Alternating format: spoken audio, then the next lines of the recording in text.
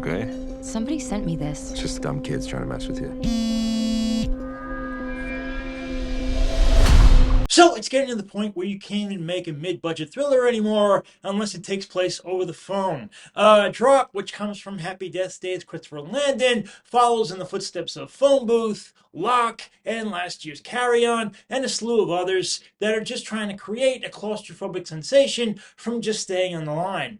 Megan Fahey stars as Violet, a single mother and therapist who counsels abuse victims, being one herself. She's looking to get back out there and believes she's found a good match in Henry, who's played by 1923's Brandon Sklenar, a photographer looking to take her on a first date to a very chic-looking high-rise Chicago bar and restaurant, which kind of becomes the real star of the movie in my opinion. Shot by cinematographer Mark Spicer, the place has a wonderful elegance to it and a view of the city at night, which creates a great ambiance for the film going forward. It starts out intimate, but then begins to feel like the walls are closing in. No sooner has Violet and Henry sat down when she begins getting tormenting messages over the phone via airdrop. It soon becomes apparent that whoever is sending her these messages has also infiltrated her house, holding her son and sister hostage. They have also cloned Violet's phone, which means that they can follow her movements and everything she does. She can reach out to no one, especially Henry, and must do all that they say. Now, it's a premise that seems to be almost an ambition for most directors interested in suspense,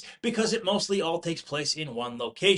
What becomes very clear very quickly is that the sender of the messages is doing it from within inside the restaurant. Also, that what the kidnappers seem to want is directly or either indirectly related to Henry. The choice for Violet is to either do what they say or cleverly try to get a help message out. She'll of course do the latter, but the attempts hardly make much of a splash suspense-wise. We know two things: that we're going to be in this restaurant for a while, and that Violet is going to have to be on her own for most of it, so the constant tries for help pretty much get both predictable and redundant. Not only that, but she spends the movie being so frantic, erratic, and bouncy, going from her phone to the restroom to the front desk and so on, that the idea that no one in the restaurant seems to think something is amiss is just another of the film's contrivances. I know that telling a film where it should have gone as a cliche left avoided in criticism, but in this case I couldn't help it. Not much happens, and I really do feel that the movie we should have seen is between Violet and Henry. Both Fahey and Sklenar are good as two vulnerable people looking to start again,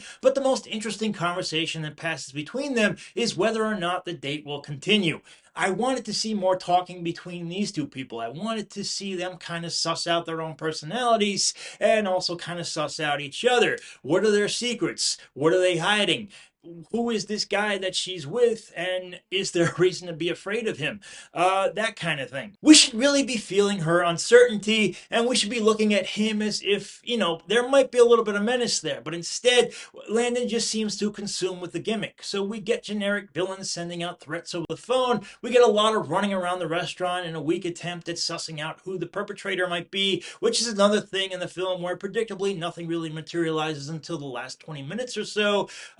We got a big action scene in the end, which is just pretty ridiculous. And then, most disappointing of all, the ending just comes out and tells us what all this is about in a scene that just feels like a big info dump. If Landon had focused more on the premise of two people just on a date trying to get to know each other, I think this could have been something more. Instead, it's a lot of running around like a chicken with its head cut off. The characters feel bland, and that includes a lot of the peripheral people we meet, many of whom are only here for comic relief or to do one key thing later when the main character needs it. So instead of capitalizing on its ambition, Drop never really seems to figure out where its real thrill should come from. It feels contrived, predictable, and slight. Maybe something to watch in the background on Netflix or something while you're doing some other things, but not much more than that. That's why I'm going C, guys. But that is my opinion. Love to hear yours. Let me know down below there. Also, if you could, click that like button, click that subscribe button, and I do hope to see you back next time. I have reviews of The Amateur and Warfare coming up very soon if they're not up already.